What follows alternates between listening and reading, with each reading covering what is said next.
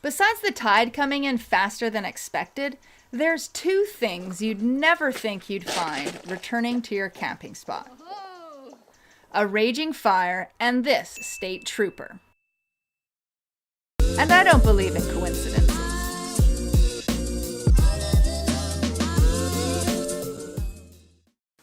Day 3, no rain and change of plans again. So I looked at the tide chart this morning. High tide is at 5:23 a.m. Getting into bear country is out because I missed the tide, and that place is a giant mud flat and I'll get stuck and it'll be just a nightmare. So I decided to scour the island and find the deer. I live in a temperate rainforest, smothered in most part by the shrub salal.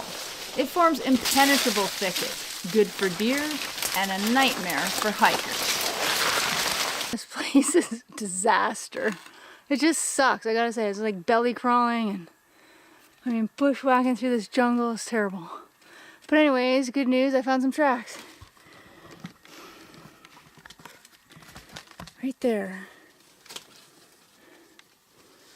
See where she stood there and pushed off that bark.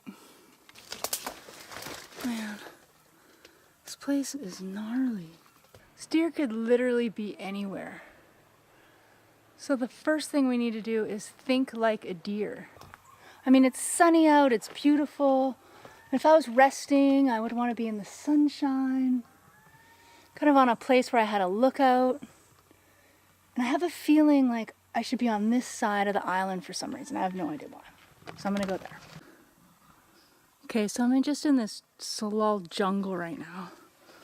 I don't know, it just seems nice on this side of the island, so I've been bushwhacking my way through here. It's impossible to be quiet in here. It's just, you're so loud. Of course she's gonna know I'm coming.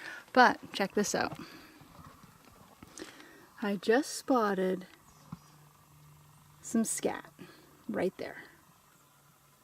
I feel like I'm renewed in finding her again. God. Ow. Seriously, finding a deer in this kind of thicket is asking for a miracle. Deer are the best teacher in invisibility and camouflage. We walk past deer all the time. They're constantly hiding. I've seen them vanish right before my eyes. But I'm gonna follow this tiny little trail and hope to find some more sign.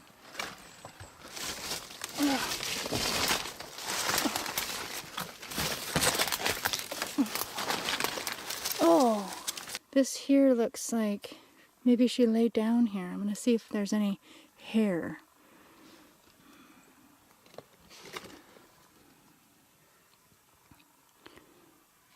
Oh, what's this? Yep, some hair. Oh, this is epic.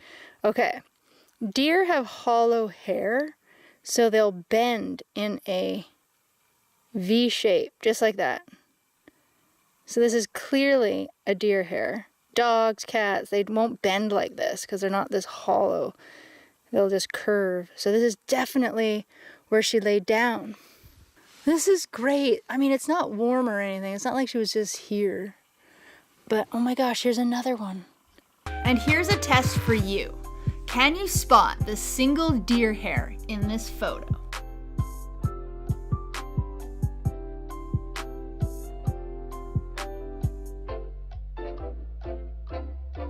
There's a hair right here. At this point I have no idea why I'm even doing this. What, to disturb her? Maybe lying in her bed? I don't know. I'm just kind of lost as to why I'm even doing this. This is a disaster in here. I'm out of here. Let's get back to camp.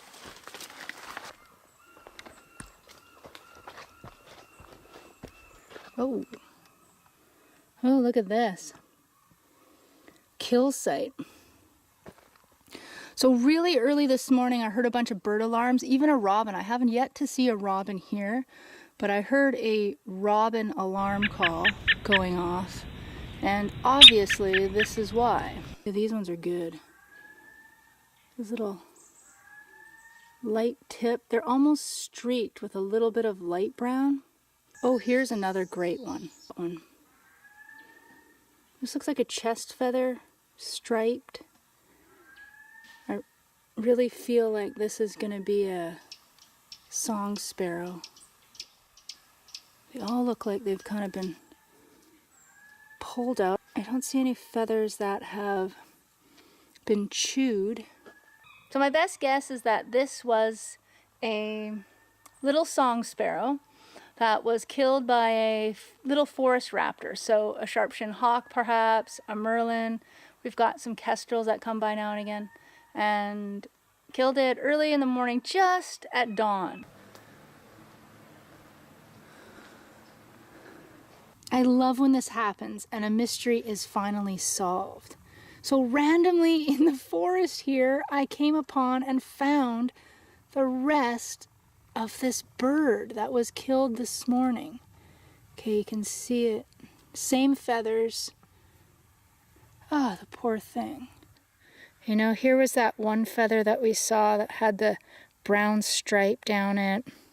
What's really great about this story is it finishes answering and corroborating all the things I thought about this mystery. So this is a song sparrow, and it obviously was killed by a raptor, because that animal isn't going to come all the way out here to eat it.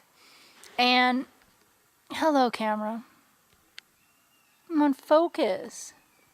Hello. Come on, focus. Thank you. Anyways, it obviously was a raptor because it's way too far from camp for an animal to come up here and then just eat its head off. So I don't see any other feathers on the ground, so perhaps it just flew up into one of these trees. Maybe there's some feathers or something on a tree I can see and ate just its head. What an incredible mystery. Gross, but for whatever reason, I think this is fun. So I've been thinking about that little sparrow and how just his head was eaten off. And I've eaten sparrow, and yeah, I guess that's not actually a casual thing to say. But anyways, I have eaten sparrow, as weird as that is. There's not a lot to the little guy, so maybe he's just eating the head because it's the most nutritious part. I don't know, that's just my theory so far. Back at camp, I found a lit fire with these folks chilling around it, guests from Nemo Bay Lodge. So here's a campfire story for you that's hard to believe. Because like a total beginner, I wasn't even filming this conversation. I started telling Brian and Kyle how I was filming one of my first YouTube channel episodes. And he goes, "Oh, well, have you heard of Roman Atwood?" And I'm like, heck yeah, of course. I've watched tons of his stuff. He's a superstar vlogger with 13 million subscribers. He smiles and says, "Well, I'm the state trooper who gave him a speeding ticket in Ohio." What? That's crazy. There's no such thing as coincidence. And that's really the first step to becoming a superhero. We must stop dismissing the sheer wonder and magic of this world. All the animals that I've encountered on this island so far are really dear to me. They all have a real special meaning for me, especially the owl. The owl has been with me ever since I started learning about nature. It was actually the first animal I encountered. It has shown up in every big moment of my life. Big change. It's pretty special that he showed up tonight, my last night here, and came out to this island and to go camping, to kind of, I don't know, celebrate my very first vlogs on my channel, and that we can share in this quest to becoming wild together.